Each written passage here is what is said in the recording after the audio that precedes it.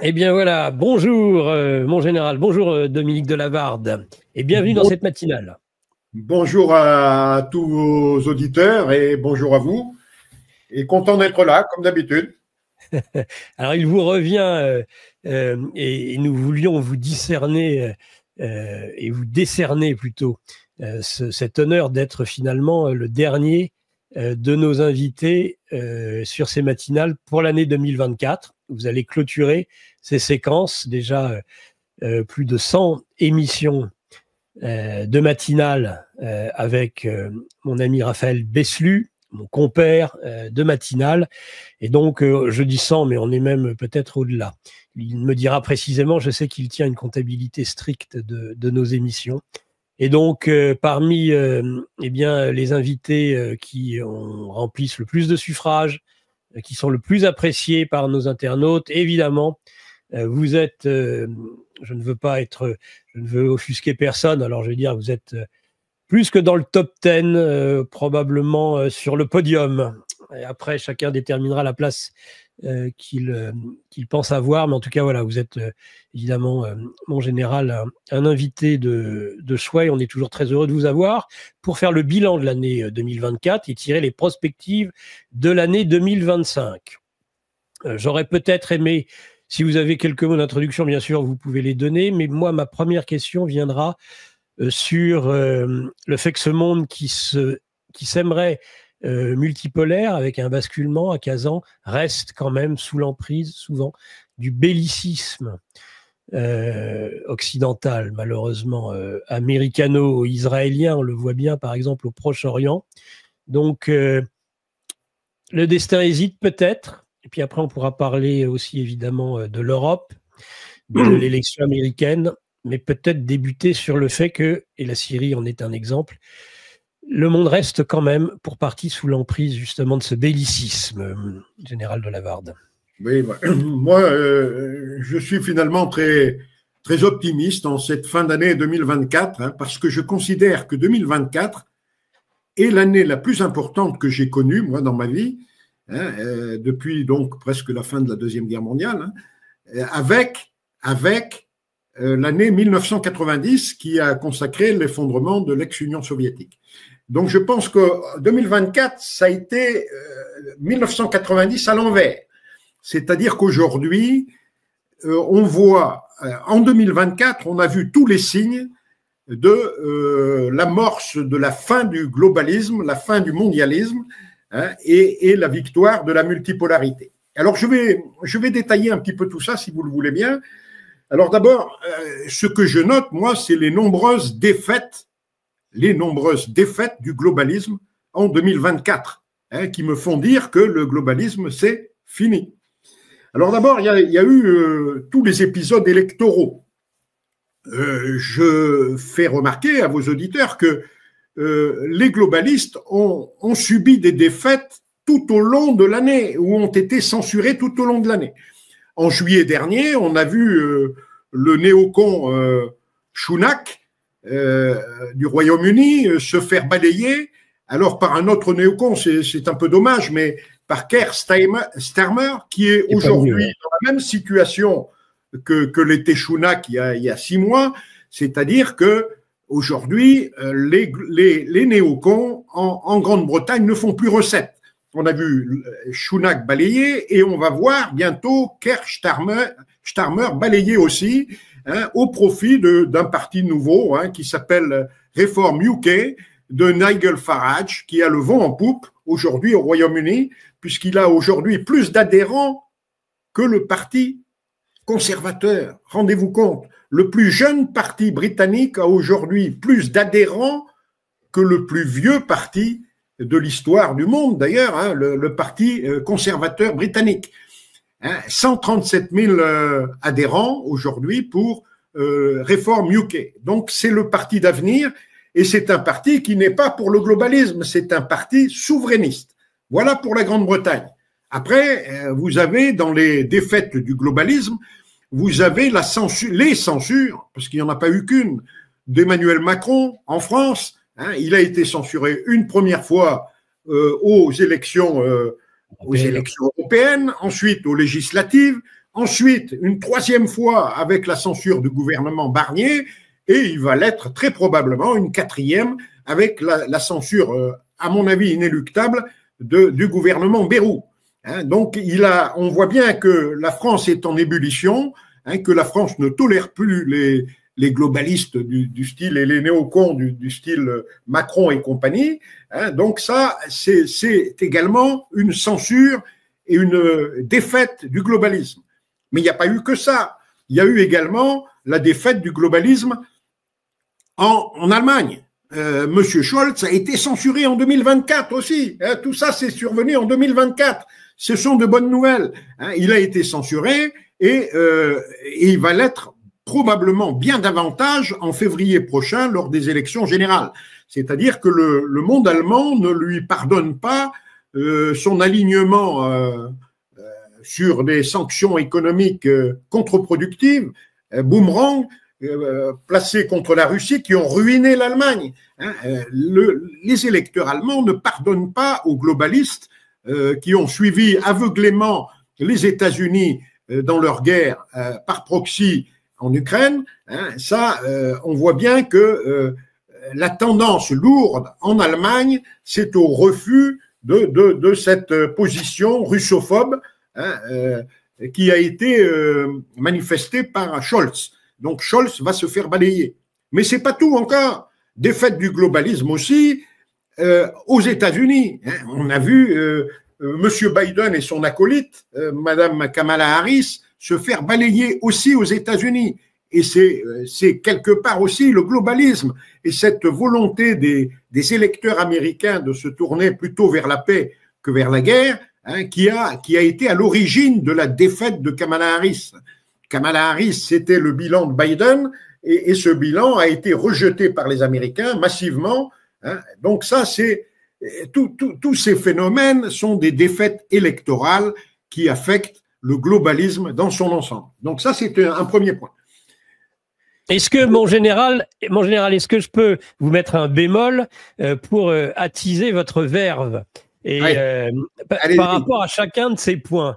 La Grande-Bretagne, oui, mais enfin, Nigel Farage, qui a montré en effet sur un référendum la capacité à être majoritaire, tel n'est pas le cas. On a même vu sur les élections de 2024 qui ont vu le travailliste arriver au pouvoir que finalement le système électoral anglais était capable de limiter très fortement la casse.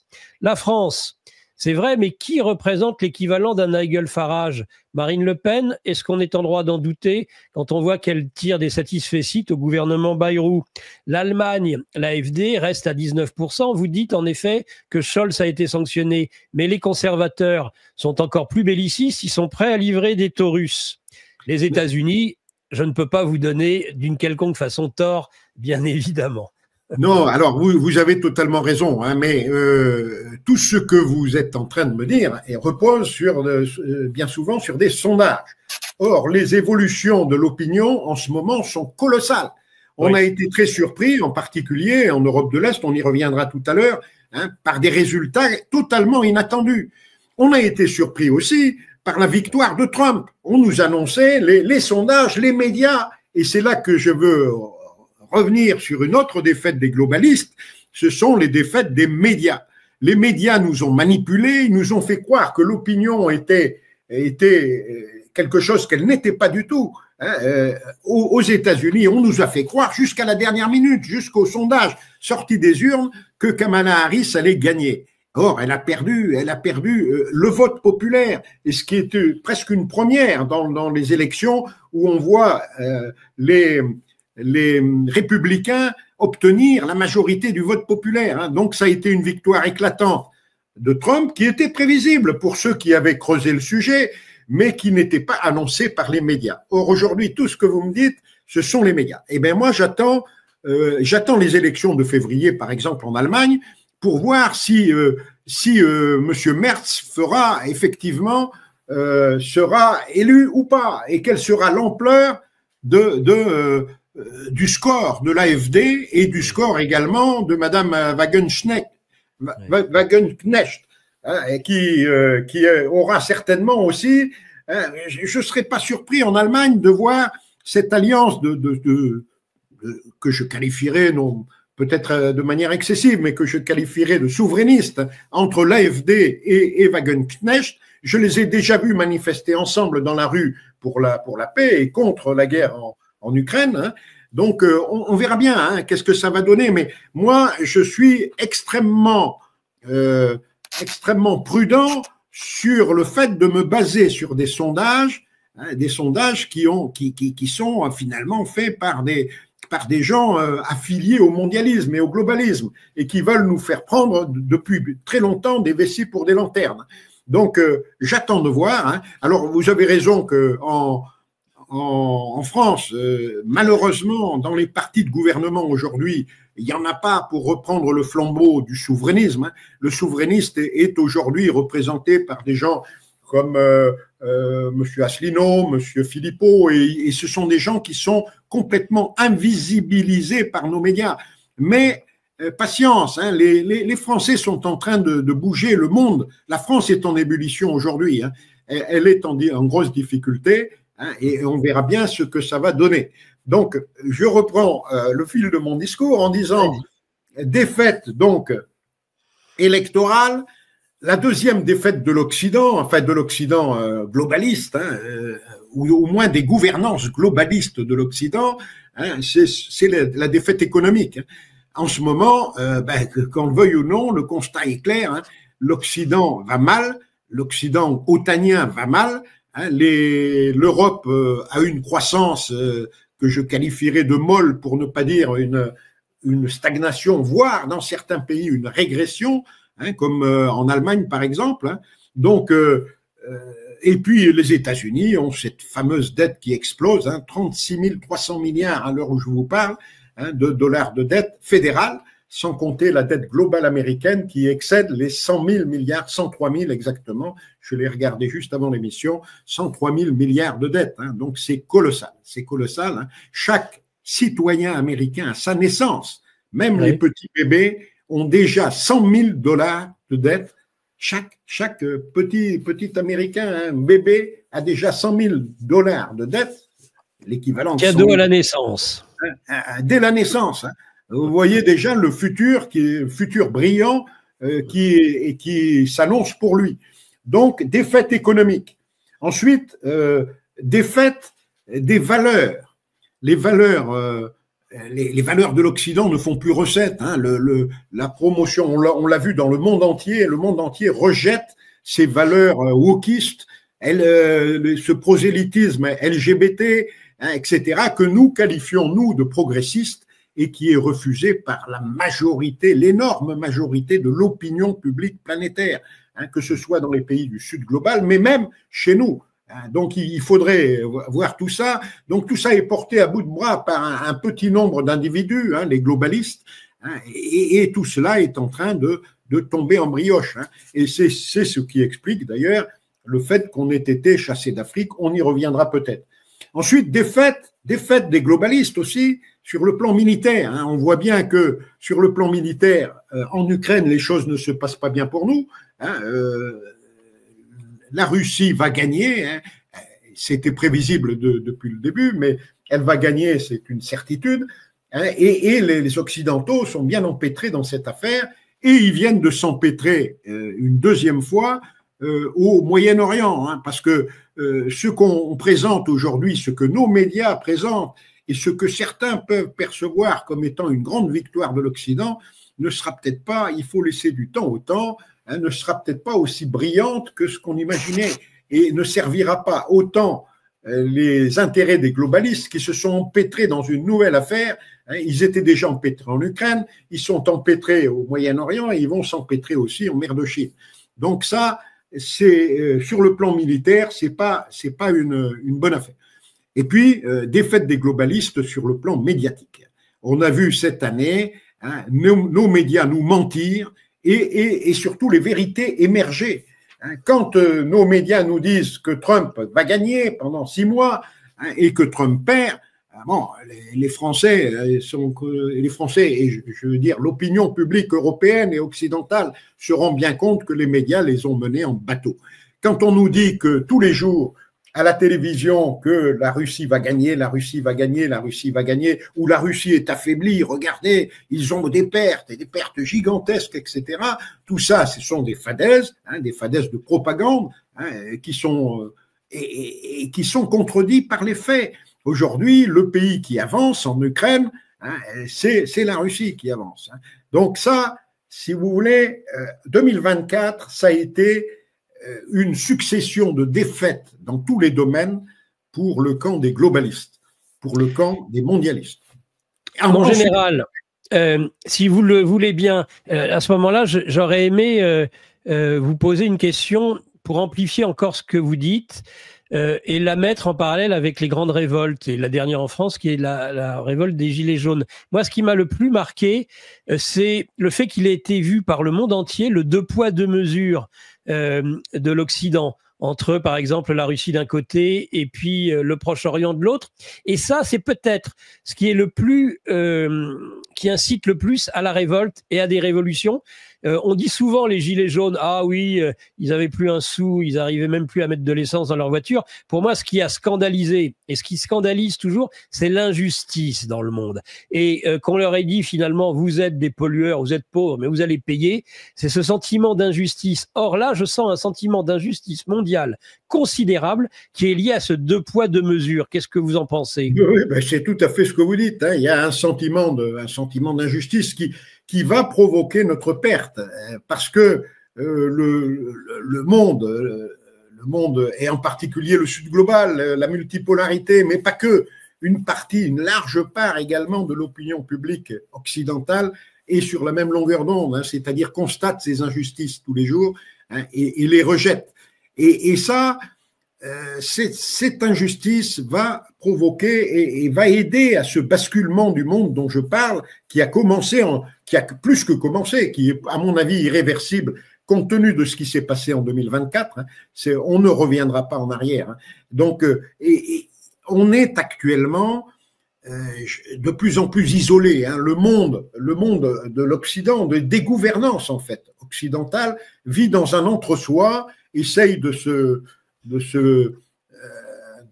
rassurer en disant regardez, on est encore puissant, on est encore, mais c'est terminé parce que justement ce rejet a été général sur la planète, et il émane de pays qui détiennent les matières premières, qui détiennent l'essentiel des matières premières énergétiques, qui détiennent l'essentiel des matières premières minérales.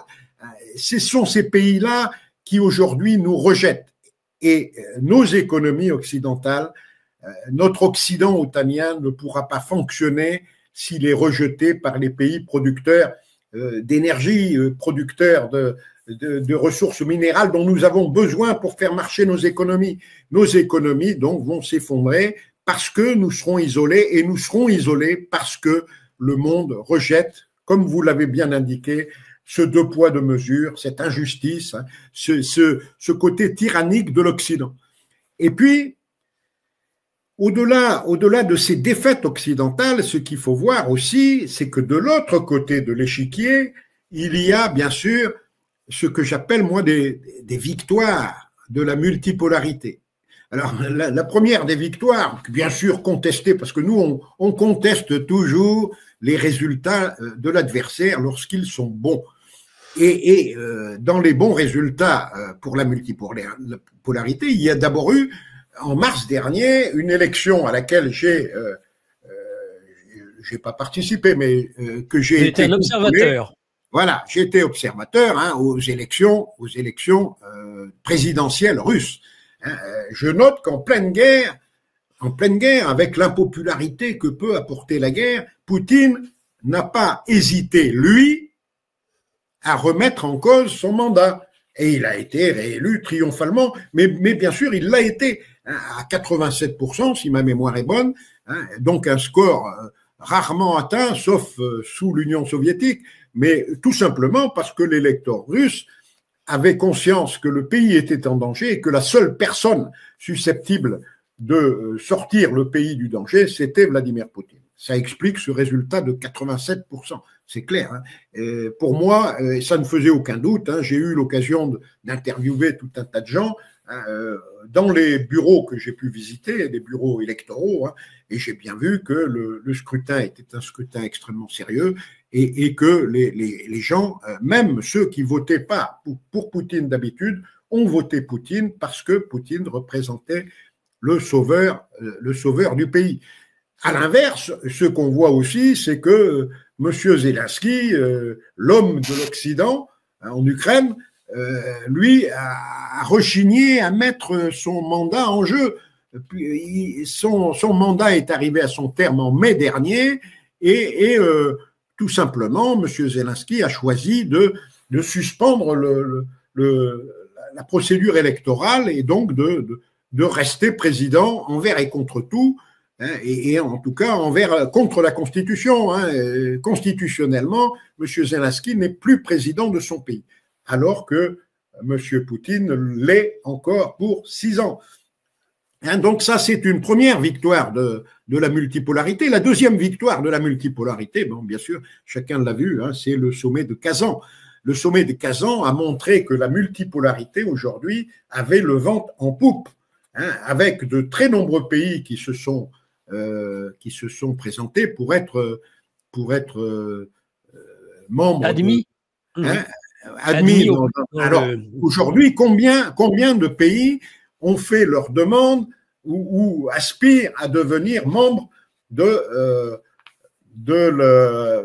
la multipolarité, c'est-à-dire des BRICS? 47 pays. 47 pays, j'ai la liste, je l'ai communiqué déjà dans un de mes écrits. Il y a 24 pays en attente, il y a les 10 pays membres à part entière, dont un n'a pas encore ratifié, c'est l'Arabie Saoudite. Elle n'a pas ratifié, mais elle n'a pas décliné non plus, comme l'a fait l'Argentine. Donc là, l'Arabie Saoudite, Monsieur Ben Salman est sage, dans la mesure où il est plutôt prudent que sage, c'est-à-dire qu'il se rend bien compte que sa vie pourrait être menacée s'il s'empressait de ratifier trop vite cette affaire-là. Donc pour l'instant, l'affaire est en suspens, mais il n'a pas décliné et il participe à tous les travaux. Il était à Kazan, il était représenté, pas lui, mais il était représenté à Kazan. L'Arabie Saoudite était représentée à Kazan. Donc voilà pour les 10 pays membres. Sur les 13 pays invités à faire partie des partenaires, pour l'instant 9 ont ratifié, et 4 autres sont en attente de ratification. Mais bon, ça va se faire. Ces pays-là ont demandé et ont participé bien sûr au sommet de Kazan. Et puis il y a derrière 24 pays en attente. Le président russe ayant clairement signifié qu'il fallait être prudent dans l'extension des BRICS pour pouvoir digérer au fur et à mesure les nouveaux États, et que s'il admettait brutalement un trop grand nombre de pays, ça pourrait casser ce qu'il appelle l'épine dorsale des BRICS, c'est-à-dire la colonne vertébrale des BRICS. Donc il faut y aller doucement, il faut digérer petit à petit les pays pour les faire rentrer dans le système, mais la multipolarité aujourd'hui s'organise, elle est triomphante, je vais dire. Aujourd'hui, les pays se bousculent pour rentrer dans les BRICS. 47 pays qui représentent, soit dit en passant, plus que la majorité de la population planétaire, plus de la moitié des habitants de la planète, de loin, plus de la moitié de l'économie mondiale en parité de pouvoir d'achat, plus de la moitié.